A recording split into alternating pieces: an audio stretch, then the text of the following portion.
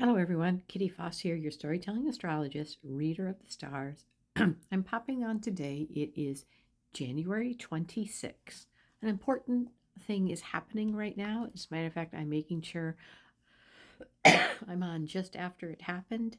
We have Neptune, 165-year cycle that popped into Aries, a brand new cycle. Aries is the first sign of the zodiac, and so it's a new 165-year cycle. It went back into Pisces, where it had been for 12 years in this retrograde, and has now come back full circle into the beginning. Will not go back and revisit that last 165-year cycle. That puts us back in the 1860s, looking at what has happened spiritually in the quest for freedom, illusions, delusions, things of great importance that have evolved, especially when you look at things like civil rights, freedom, women's rights. What has happened spiritually, because Neptune is about spirit, flow, uncovering secrets. That's why it's about illusions and delusions. We're in a brand new cycle and we're not going back.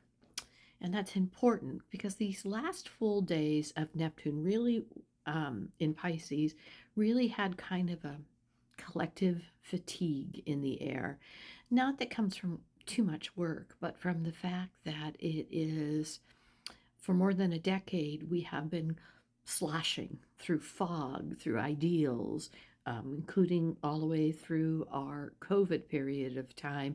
And it has been hard to stay anchored because many things that we have thought anchored us came from outside influences, religion, things of the way life is supposed to be. There's a lot of anger around people using outside measurements as the way it's supposed to be, optics. And at the same time, in this 12 years, a complete immersion of a bombardment of information that comes forward, and it's been encountered through the airways, dissolved all into all kinds of feelings.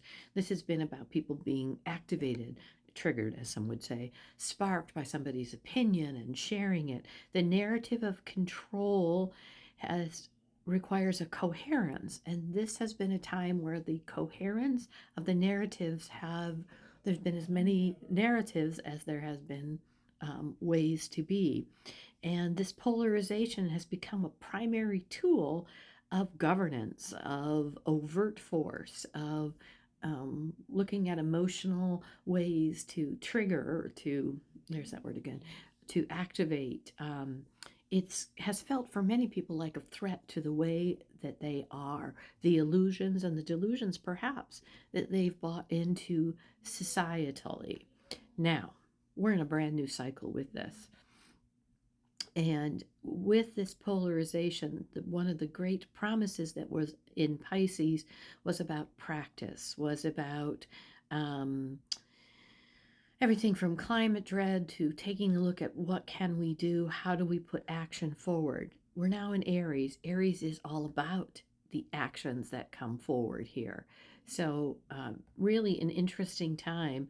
Um, in this shadow now that has moved on, that had deceptions, had to cultivate what's happening, we now have a new challenge that steps forward. This new challenge is that we are taking a look at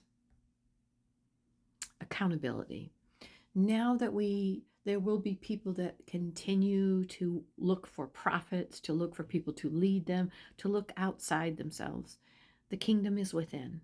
And we have in this Aries time, it isn't about, it's not about recruiting others to believe what I do. It's not about persuading any more for people to look at what I'm doing. It's about a pause for myself, slowing down, becomes its own form of resistance because I'm slowing down to listen to my own voice, my own vision, and choosing to see clearly and with understanding in itself is that warrior stance, is that radical information coming through.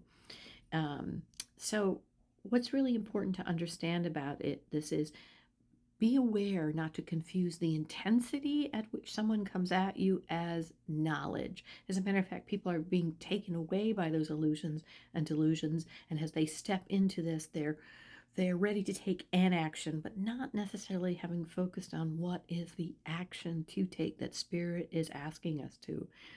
They've learned to outsource who they are. And that's what some of the anger about. This is about an age of discernment. Where do I put my action? Where do I take our time? Our trust has been somewhat eroded, but it's been eroded so that we can become curious. We can really tune into what truly does this mean?